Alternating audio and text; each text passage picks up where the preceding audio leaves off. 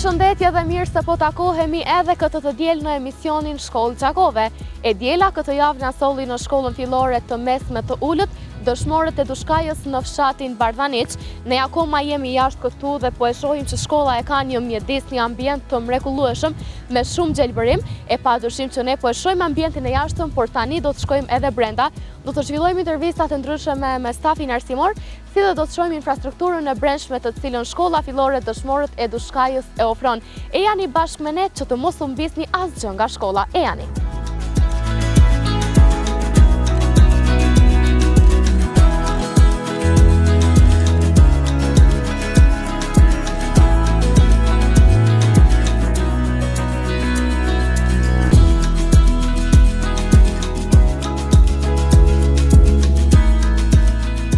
Shkolla fillore e mesme e Ulët, dëshmorët e Dushkajës në Bardhaniq është institucioni edukativo-arsimor i parë në këtë rajon. Kjo shkollë u themelua në vitin 1946 si paralele e ndarës shkollës në Cërmjan. Më 29 prill 1964, kjo shkollë pavarësohet nga shkolla e Cërmjanit dhe pagëzohet me emrin Ferhat Binishi, që e mbajti deri në vitin 2014. Pas shumë peripecish ndër vite, me kërkesën e arsimtarëve dhe bordit të prindërve, pas shumë diskutimesh, më 2014, shkolla u emërua me emrin Dëshmorët e Dushkajës. Intervistën e parë në këtë institucion edukativ arsimor, përkatësisht në shkollën fillore të mesme të Ulët, Dëshmorët e Dushkajës në fshatin Bardhaniq, do ta zhvillojmë me drejtorin e shkollës Mergim Delia. Përshëndetje drejtor. Përshëndetje dhe mirë se keni ardhur në shkollën fillore Dëshmorët e Dushkajës në Bardhaniq. Faleminderit shumë nga ana juaj për pritjen, kënaqësia është e jona. Drejtor, duke qenë se ju jeni udhëheqësi i shkollës, cilat janë prioritetet tuaja për shkollën e po ashtu edhe prioritetet e shkollës? Prioritetet e shkollës Dëshmorët e Dushkajës janë cilësia në arsim edhe reformimi i shkollës. Çfarë synon shkolla Dëshmorët e Dushkajës të arrijë gjatë këtyre viteve, gjatë këtij viti shkollor, duke qenë se ne vetë se jemi në përfundim të vitit shkollor, por a ka plane dhe synime të cilat mendoni që do t'i arrini edhe gjatë vitit tjetër kalendarik? Po, shkolla Dëshmorët e Dushkajës në Bardhaniq ka synimin dhe objektivat e veta që ka planifikuar për vitin 2025-2026. Në rëndin e parë është cilësia, siç e përmenda edhe më herët, kurse prioritet tjetër është mundësia e punimit të kabineteve të fushave të ndryshme, si për shembull fushën e kimisë, fushën e biologjisë dhe fushave tjera, në mënyrë që shkolla deri më tani ka vetëm kabinetin e informatikës. Drejtor Sanzën, ka shkolla juaj pasuar me stafin arsimor? Shkolla fillore Dëshmorët e Dushkajës në Bardhaniq numëron 150 nxënës në vitin shkollor 2024-2025. Ky numër është në rritje, duke pasur parasysh që janë duke u kthyer për diasporës, kurse stafi mësimdhënësve që e ka shkolla është numri 16. Si e mbështet ju zhvillimin profesional të mësimdhënësve dhe si e mbështet shkolla zhvillimin profesional të mësimdhënësve? Zhvillimin profesional të mësimdhënësve e mbështeten kryesisht me anë të trajnimeve të ndryshme që duhet të mbahen dhe duhet vazhdimisht të rifreskohet edhe stafi mësimdhënësve, por edhe shkolla, kështu që më rëndësishme është në fushat e trajnimeve që bëhen brenda kuadër shkollës, po edhe duke me mbështetjen e drejtorisë së arsimit edhe Ministrisë së Arsimit, Shkencës dhe Teknologjisë. Duke qenë se ju numëroni rreth 10 vite që jeni si udhëheqës i shkollës Dëshmorët e Dushkajës këtu në Bardhaniq, cilat do t'i klasifikonit ose cilat do t'i veçonit si arritjet edhe sukseset e shkollës gjatë kësaj periudhe kohore? Gjatë kësaj periudhe është infrastruktura jashtme që shkolla ka arritur ta bëjë në nivelin e duhur, ndërsa si pikë tjetër kyçe dhe si pikë tjetër kryesore është sepse vetëm brenda këtij muaji numëron mbi 6 studentë që janë absolventë fushave të ndryshme, se unë këtë meritje japi shkollës edhe stafit mësimdhënësve. Drejtori, ju vetë se na treguat edhe në lidhje me infrastrukturën, pra folët që infrastruktura gjatë këtyre 10 viteve ka shënuar përmirësime të ndryshme, por duke u lidhur edhe me pjesën tjetër edhe brenda shkollës. Çfarë ofron shkolla saj përket anës së infrastrukturës për nxënësit dhe për mësimdhënësit në mënyrë që mësimi të zhvillohet sa më adekuat dhe sa më cilësor? Shkolla ka arritur që çdo klasë të vendosen projektarët, ka vendosur që ka edhe laptop, ka kabinetin e informatikës, ka bibliotekat e jashtme që ju jep mundësi nxënësve për me lexuar. Kështu që këtu e llogaritet si të arritur të shkollës gjatë kësaj periudhe. Shumë faleminderit drejtor për intervistën, ishte kënaqësi dhe vazhdoni me punën e mrekullueshme që shkollën tuaj dhe jo vetëm ta bëni një ndër shkollat më të mrekullueshme në komunën e Gjakovës dhe më gjerë. Faleminderit shumë. Faleminderit edhe për televizionit Syri, edhe çdo herë jeni të mirësorë në shkollën fillore dëshmorët të shkollës në Bardhaniç. Faleminderit. Faleminderit shumë. E shikues të dashur, ju vetë se pati intervistën me drejtorin, por nuk mbaron me kaq. Qëndroni me ne, do të shihni intervista me stafin arsimor, e pashtu intervista edhe me vetë dritën e shkollës, le të themi që janë nxënësit. Qëndroni me ne.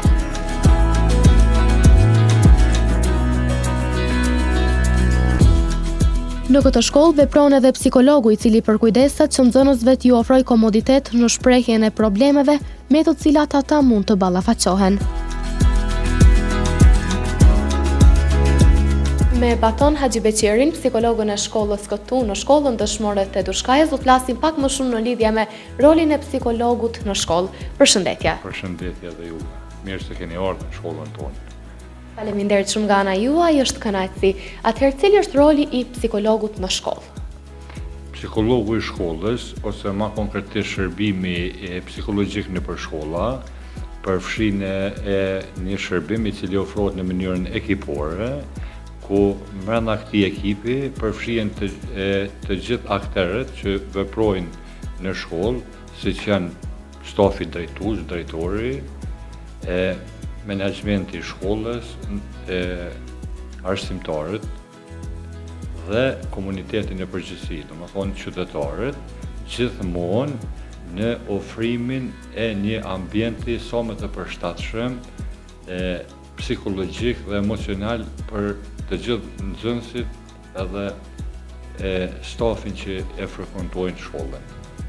Duke qenë se puna juaj është kryesisht me nxënësit, pra është më së shumti me nxënësit në lidhje me problemet e tyre, sa e kanë nxënësit të lehtë që të vinë në derën tuaj, në derën e zyrës tuaj, të trokasin dhe të kërkojnë ndihmë në lidhje me problemet që ata ndoshta po ballafaqohen në ato momente? Unë mendoj që roli psikologut ose psikologu në veçanti duhet me qenë shumë i hapur, edhe empatik me nxënësit, edhe të jetë gjithmonë në shërbim të nxënësave, duke synuar gjithmonë që të rrisi nivelin e të nxënit tu edhe mësimdhënies. Kjo mendoj që arrihet më së miri në bashkëpunim me të gjithë stafin arsimor brenda shkollës. Duke qenë se ju jeni këtu psikolog në shkollë dhe vizitat nga nxënësit i keni pothuajse të përditshme, a mund të na tregoni pak në lidhje me sfidat ose problemet me të cilat nxënësit ballafaqohen pak më shumë, ndoshta me dukuritë dhe fenomenet pak më negative që janë më të përhapura? Po. Tashti rastet që referohen te psikologu i shkollës janë rastet që kërkojnë nivele të ndryshme trajtimi, edhe varësisht prej niveleve të trajtimit, psikologu është e arsyeshme që mu trajtu brenda objektit shkollës, por kemi edhe rastet të cilat kërkojnë trajtime më specifike. Rastet që janë me trajtime më specifike janë rastet e nxënësve me aftësi të veçanta ose të kufizuara. Për rastet e tilla hartohen planet individuale të arsimit.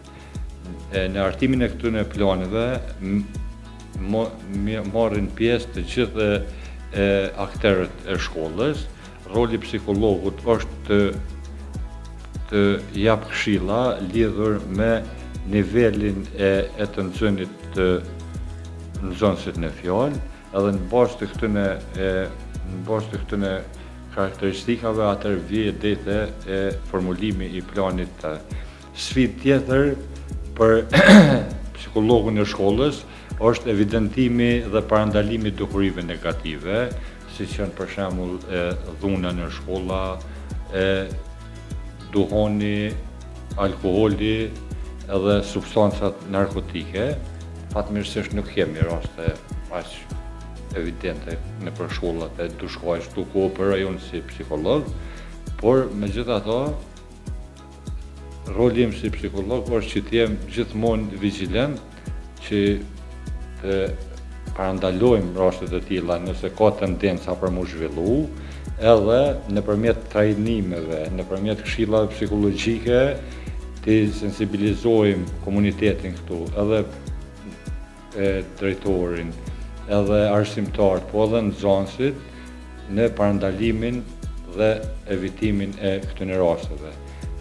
Që një sfidë që unë mendoj që duhet më të cek është edhe përdorimi i teknologjisë ose i rrjeteve sociale, që sot është dominant, sidomos në këto grup mosha të shkollave fillore. Unë si psikolog mundohem që nxënësave më jap këshilla si të përdor teknologjia dhe si ta shfrytëzojmë teknologjinë në mënyrë sa më të mirë të mundshme për përfitime intelektuale dhe për mundësitë që ata më konë sa më të njoftuar me temat që zhvillohen brenda shkollës. E jo më abuzu me to që ka tendenca shumë të mëdha për abuzim me rrjetet sociale ose me teknologjinë në përgjithësi. Faleminderit shumë për intervistën dhe në fakt është e vërtetë që rrjetet sociale dhe digitalizmi, le të themi me një fjalë, tashmë është shumë i përhapur edhe mund të sjellin efekte të ndryshme negative, por mjaftojnë që fjalët e juaja, fjalët nga mësimdhënësit dhe nga prindërit të jenë si shtyse dhe të jenë fjalë të cilat do të ndihmojnë që nxënësit të mos bien pre e keq përdorimit ose e keq informimit. Edhe diçka me iniciativën e drejtorit, specifikisht në shkollë këtu, kena pas disa trajnime që në majtë në bashkëpunim me Policinë e Kosovës, bashkë për këtë temë, do më thonë për sensibilizimin e përdorimit të rrjeteve sociale, edhe mënyrën më të mirë të qasjes në to për kundrejt abuzimit me këto. Faleminderit shumë për. Faleminderit shumë nga ana juaj, ishte kënaqësi.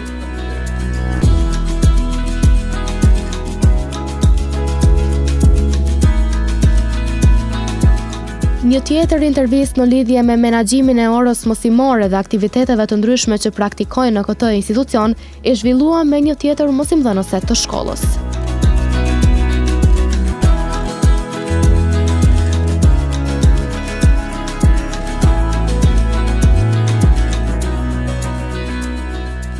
Një tjetër intervistë këtu në shkollën të Shmorët të Dushkajës do ta zhvillojmë me Florentina Hysenaj, mësimdhënëse e gjuhës angleze. Përshëndetje. Përshëndetje dhe juve dhe mirë se keni ardhur në shkollën tonë. Mirë se ju gjetëm, kënaqësia është e jona. Atëherë duke qenë se ju jeni mësimdhënëse e gjuhës angleze, cilat janë disa nga metodat e mësimdhënies që ju i përdorni në bazë ditore në mënyrë që nxënësve t'ju ngritet edhe më shumë aktiviteti dhe kreativiteti gjatë orës mësimore? Unë në orët e gjuhës angleze përdor disa metoda të ndryshme, po ato që i frekuentojmë pak më shumë janë metoda e demonstrimit, metoda e diskutimit, metoda e shpjegimit, metoda e bashkëpunuese. Unë mundohem se gjatë orëve të gjuhës angleze të përdor edhe strategjitë të ndryshme të mësimdhënies në mënyrë që të fuqizojmë sa më shumë gjithëpërfshirjen e nxënësve në orë mësimore. Duke qenë se kemi parë që teknologjia është më së e pranishme në jetën tonë ditëve të sotme dhe jo vetëm në jetën jashtë, por edhe në shkollë, sa e konsideroni ju të rëndësishme që në një orë mësimore të integrohet edhe teknologjia në mënyrë që mësimi të shpjegohet edhe me anë të pajisjeve digjitale? Përdorimi i teknologjisë në orët mësimore është më së rëndësishme dhe domosdoshme në ditët e sotme. Fatmirësisht shkolla jona apo të gjitha klasat në shkollën tonë janë të pajisura me projektor, ku kjo e bën punën edhe më të lehtë që ne mund ta përdorim teknologjinë në orë mësimore. Unë mendoj që mësimdhënia përmes teknologjisë është më atraktive, më tërheqëse për nxënësit, në mënyrë se ata i shohin gjërat më konkrete dhe i shohin gjërat në praktikë.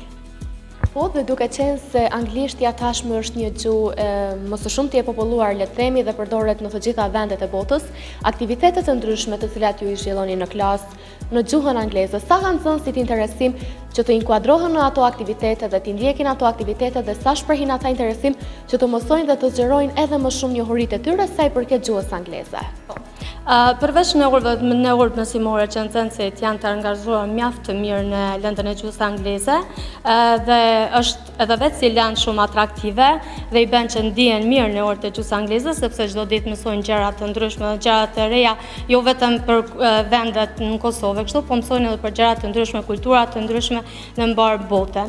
Përjashtim këtyre në klasë ne mbajmë edhe aktivitetet e lira, ku në këto aktivitetet e lira, unë në fillim të vitit, unë i planifikoj temat për aktivitetet e lira, ku më së shumti përcaktona tek dita ndërkombëtare e tolerancës, dita botërore e mësuesit, dita e librit, edhe me festa të ndryshme që janë kombëtare dhe ndërkombëtare, për shkak që nxënësit t'jenë sa më shumë hulumtues, sepse kur ne i bëjmë aktivitetet e lira, i bëjmë punime të ndryshme me prezantime të ndryshme, ku nxënësit kanë për detyrë të gjurmojnë dhe të lumtojnë sa më shumë për data të ndryshme, cilat janë të rëndësishme. Dhe përmes kësaj, vetëm që i zhvillojnë edhe më shumë shkatësitë në lëndën e gjuhës angleze dhe gjithashtu marrin një uri të ndryshme rreth datave të rëndësishme në botë të Kosovës. Shumë faleminderit, ishte kënaqësi, faleminderit edhe një herë për intervistën, vazhdoni me punën e mrekullueshme. Faleminderit për juve.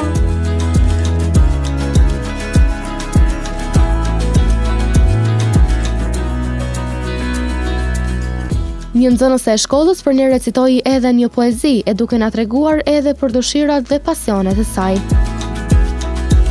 Jemi këtu në klasën e 4, unë pranë meje e kam Aritën dhe me të ta zhvilloj një tjetër intervistë. Përshëndetje Arita.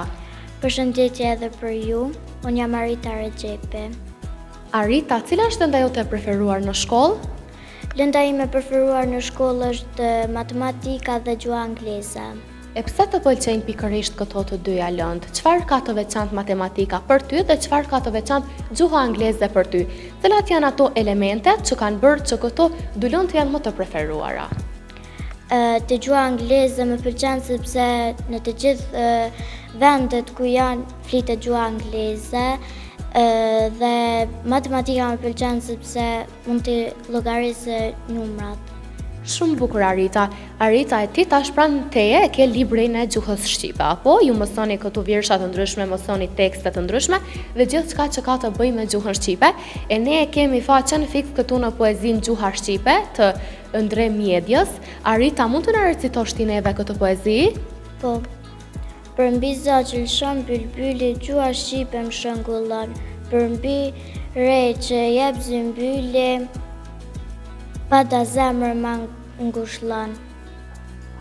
Super Arita, të lumtë dhe faleminderit shumë që vazhdoni të mësoni vjersha të ndryshme në gjuhën shqipe, poezi të ndryshme nga autor dhe nga shkrimtar që me të vërtet ka lënë gjurmë në gjuhën tonë. Arita, unë ty dua të ta bëj edhe një pyetje tjetër për fund, duke qenë se ti je akoma shumë e vogël edhe të pëlqen që të dalësh të luash me shoqërinë. A e ke ti një pasion ose një hobi, diçka që të pëlqen ta bësh në kohën tënde të lirë, kur ti je pak më lirë dhe nuk je me mësime dhe nuk je në shkollë, çka ke diçka më të preferuar? Këndim, vallëzim ose vizatim. E çfarë të pëlqen të vizatosh pak më shumë? A e ke diçka që të pëlqen që sa herë të hapësh fletën e bardhë ta vizatosh atë gjë? Vende të bukura që janë imagjinare. Vende të bukura imagjinare. E a ke menduar çfarë dëshiron të bësh kur të rritesh apo ja akoma e vogël e s'ke menduar? Kam menduar, i kam 2 profesione, nuk mund t'i ndaj. Kam dëshirë të bëhem këngëtare, po ashtu dhe mjeke. Këngëtare dhe mjeke, por nuk mund t'i ndash, apo të dyja të pëlqejnë njëjtë? Po. E a ke menduar ndoshta cila është diferenca mes këtyre të dyjave? Njërën që do ta pëlqejë ndoshta pak më shumë dhe që mendon që me të vërtet kur të rritesh do ta zgjedhësh atë profesion, apo je akoma mes të dyjave? Pak më shumë manoj nga këndime, kështu që mendoj se këngëtare. Të lumtë Arita, shumë suksese, e çfarë të profesioni që ti do të zgjedhësh, padyshim që do të jesh e suksesshme, edhe nëse do të bësh këngëtare, edhe nëse do të bësh mjeke, edhe pse ndoshta kur të rritesh edhe pak mendimet për profesionin mund të ndryshojnë, unë prapë ty të uroj shumë suksese në secilin profesion që ti do ta zgjedhësh. Shumë faleminderit për intervistën. Faleminderit edhe juve.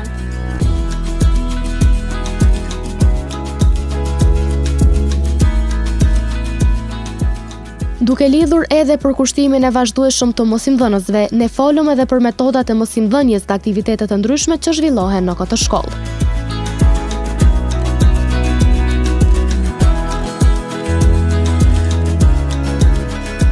Teksta intervistat në shkollën dëshmore të Dushkajës vazhdojnë. Unë pranë meje kam mësimdhënësin e gjuhës shqipe Dervish Aziraj, me të cilin do të flasim pak më shumë në lidhje me metodologjitë e mësimdhënies sa i përket gjuhës shqipe dhe me profesionin e tij, me karrierën e gjatë afro 27 vjeçare, ku do të flasim pak më shumë në lidhje me dallimet dhe diferencat ndër vite. Përshëndetje mësues. Përshëndetje edhe për ju. Dhe mirë se keni ardhur në shkollën tonë. Faleminderit shumë nga ana juaj për të pritjen. Atëherë mësues, cilat janë disa nga metodat e mësimdhënies që ju përdorni në një orë mësimore për të nxitur edhe më shumë aktivitetin dhe kreativitetin e nxënësve në klasë?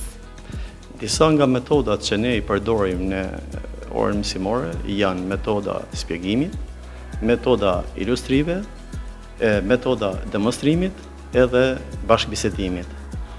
Këto metoda i përdorim për arsye që t'jetë njësia mësimore sa më atraktive dhe t'ketë gjithë përfshirjet klasës. Duke qenë sa ne pak më herët folëm edhe për karrierën tuaj, ju thatë që jeni afro 27 vjet mësimdhënës apo. A keni arritur të vëreni ndonjë diferencë ose ndonjë dallim mes gjeneratave, duke qenë se keni qenë mësues për 27 vite, dhe cilat janë ato dallimet që ju keni vërejtur? Sipas mendimit tim, nga eksperjenca ime, unë mund të vrej dy dallime. Mësimdhënia ose mësimdhënia ka qenë më herët tek mësimi tradicional dhe mësimi bashkëkohor tani. Tek mësimi tradicional ka qenë se nxënësi ka qenë shumë i ngarkuar në mënyrë mekanike, kurse sot tek mësimdhënia bashkëkohore mësimi është më praktik. Ndoshta ka bërë të vetën edhe teknologjia, ku ora është më e suksesshme, sepse nxënësit mund t'i prekin gjërat dhe mund t'i shohin në mënyrë vizuale. Duke qenë se ju thatë që jeni mësimdhënës për 27 vite, thamë edhe mendoj që gjatë kësaj kohe kontakti me prindër ka qenë i vazhdueshëm në mënyrë që të shikohet edhe më shumë mbarvajtja e nxënësve dhe suksesi i tyre. Sa e konsideroni ju të rëndësishëm ciklin pedagogjik mësimdhënës prindër dhe nxënës? Ky trekansh i bashkëpunimit mësimdhënës, prind dhe nxënës është çdo herë është i nevojshëm. Arsyeja është sepse prindrit kur bashkëpunojmë janë të informuar për çdo gjë, duke filluar nga mjetet, tekstet, disiplina, vijimi, suksesi, dhe kështu që ne këto takimi kemi të shpeshta dhe informojmë prindrit për çdo gjë dhe bashkëpunojmë dhe kemi pas gjithmonë një bashkëpunim të mirë. Ku edhe i falenderoj prindrit. Dhe mësues për fund, cili do të ishte mesazhi juaj drejtuar nxënësve në rrugtimin e tyre arsimor? Mesazhi është si çdo mësimdhënës ose si çdo person që të lexojnë sa më shumë libra. Meqense se tash është bërë një dukuri, si ta quhet tash, negative apo pozitive, që të largohen sa më shumë prej telefonat, të lexojnë sa më shumë libra, me vetëm qëllim që të kenë një personalitet në të ardhmen, të kenë një personalitet edhe të jenë më të formuar. Faleminderit shumë mësues për intervistën, ishte kënaqësi. Faleminderit për punën e mrekullueshme që e bëni në bazë ditore. Faleminderit edhe nga ana juaj. Ju përgëzojmë për emisionin dhe unë mendoj që në të ardhmen si një moderatore do t'ju kenë lakmi edhe televizionet tjera. Faleminderit shumë për jush. Faleminderit shumë edhe nga ana juaj, kënaqësi.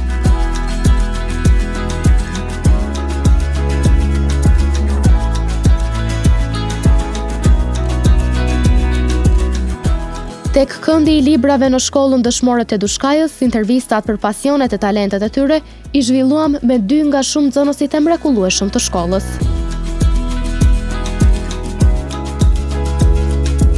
Intervistat nuk kanë të ndalur këtu në shkollën dëshmore të Dushkajës dhe 2 intervista tjera ne do të zhvillojmë me Leonën e po ashtu edhe me Rezonin. Përshëndetje Leona. Përshëndetje dhe mirë se keni ardhur në shkollën tonë dëshmore të Dushkajës Spartaneç. Unë quhem Leona Mehmeti dhe jam nxënëse e klasës së 8. Shumë faleminderit Leona, kënaqësia është e jona, e përshëndetja dhe për ty Rezan. Përshëndetje, mirë se keni ardhur tek shkolla jonë. Unë quhem Rozan Mehmeti, jam në klasën e 6. Shumë bukur, ju të dy jeni në klasa të ndryshme. Leona ti je në klasën e 8 edhe Rezoni është në klasën e 6, edhe po besoj që të dy keni dëshira të ndryshme, keni ëndra të ndryshme, keni pasione të ndryshme, e po ashtu edhe lëndët e preferuara i keni të ndryshme. Leona, cilat janë lëndët e tua të preferuara këtu në shkollë? Lëndët e mia të preferuara janë gjuha gjermane dhe gjuha shqipe, sepse më pëlqen të mësoj gjuhë dhe të jem sa më kreative. Gjuha gjermane më pëlqen sepse është një gjuhë logjike dhe më pëlqen të mësoj për kulturën gjermane dhe po po ashtu kjo është shkake që më tërheq shumë. Gjuha shqipe më pëlqen sepse shqipja është identiteti im, edhe gjuha shqipe është një gjuhë që ka shumë fjalë dhe shprehje të mëdha që gjuhët tjera nuk i kanë. Shumë bukur Leona, e rezon cilat janë lëndët e tua të preferuara këtu në shkollë? Lëndët e mia të preferuara janë anglishtja dhe gjuhëshqipja, sepse në gjuhëshqipe unë mësoj gramatikën dhe mësoj letërsinë, dhe ndërsa në anglisht mësoj fjalë të reja. Shumë bukur, pra të dy jeni tek pjesa e gjuhëve, ju pëlqejnë shumë gjuhët, i mësoni edhe më shumë në shkollë. Leona, në ty dua të pyes pak në lidhje me aktivitetet të ndryshme që ju i bëni në shkollë. Cilat janë disa nga aktivitetet më të shpeshta që ju i zhvilloni në shkollën tuaj? Ne si shkollë bëjmë aktivitete të ndryshme, si për ndjerët e festave, si për shembull 28 tetor, 17 shkurtin dhe festës së shkollës. Unë kam marrë pjesë në shumë aktivitete, si mua më pëlqen shumë recitimi dhe shkruaja e poezive dhe eseve të ndryshme. Shumë bukur Leona, e tash unë rezonin dua ta pyes pak në lidhje me pasionin e ti. Leona, ti neve na tregove që të pëlqen të shkruash poezi të ndryshme dhe ese të ndryshme. E ty rezon, çfarë të pëlqen të bësh në kohën tënde të lirë? Në kohën time të lirë kam që të luaj sporte, sepse unë kam që të luaj sporte shumë, sikur futbollin. Sikur futbolli, a ke ndonjë lojtar të preferuar kur vjen puna tek futbolli? Po, unë kam lojtarin tim të preferuar, i cili është Cristiano Ronaldo. Cristiano Ronaldo, shumë bukur rezon. E a ke menduar ti për karrierën tënde? Çfarë dëshiron të bëhesh kur të rritesh? Po, unë kam menduar për karrierën time. Unë mendoj që kur të rritem do të bëhem mjek, sepse dua të shohë njerëz që kanë nevojë dhe që janë të dashur mua. Shumë bukur rezon, profesioni mrekullueshëm. Po ti Leona, ke menduar për karrierën tënde? Ke menduar për profesionin tënd të së ardhmes? Po, ne kam menduar për karrierën time. Mua më pëlqen dy fusha të rëndësishme, siç janë mjekësia dhe gazetaria. Më pëlqen të shoh njerëzit dhe të jem sa më pozitive në shoqëri, prandaj më pëlqen mjekësia. Dhe njëkohësisht më pëlqen të flas dhe të shkruaj, po ashtu dhe të komunikoj me publikun, prandaj më tërheq edhe gazetaria, por ende unë jam në një rrugë të cilën ndoshta do ta plotësoj me vonë të ardhmen dhe do ta përvacoj atë profesion që do të më pëlqejë më shumë. Shumë bukur Leona, e unë të dyve juve ju uroj shumë suksese. Shpresoj që në çfarëdo profesioni që ju do të zgjedhni në jetën tuaj, të bëheni të mrekullueshëm dhe të shkëlqyeshëm, dhe unë për këtë nuk e kam asnjë dyshim, sepse edhe në intervistat që ne po e zhvillojmë sot bashkë me ju, po e shohim që ju me të vërtetë keni një potencial, edhe e keni një dëshirë për të arritur të gjitha ato që ju i keni synime, të gjitha ju ato që i keni cak për suksese. Faleminderit shumë Rezon dhe faleminderit shumë Leona për intervistën. Faleminderit edhe ju.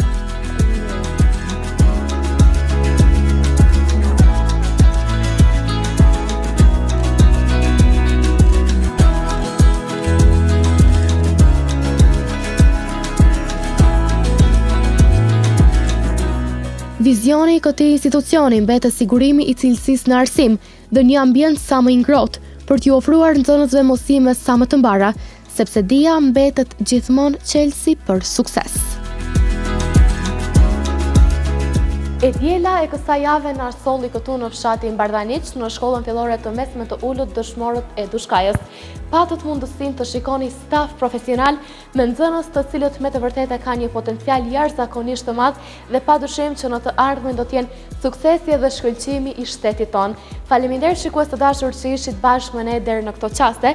Ne ju ftojmë që të vazhdoni të na ndjeqni në kanalin e televizionit Syri, si dhe të dielën tjetër në ora 17:30, Shkollë Gjakove ju sjell emisionin e radhës, por në një shkollë tjetër. Qëndroni me ne sepse surprizat nuk kanë të ndalur. Deri të dielën tjetër në ora 17:30, mirëmbëjtje.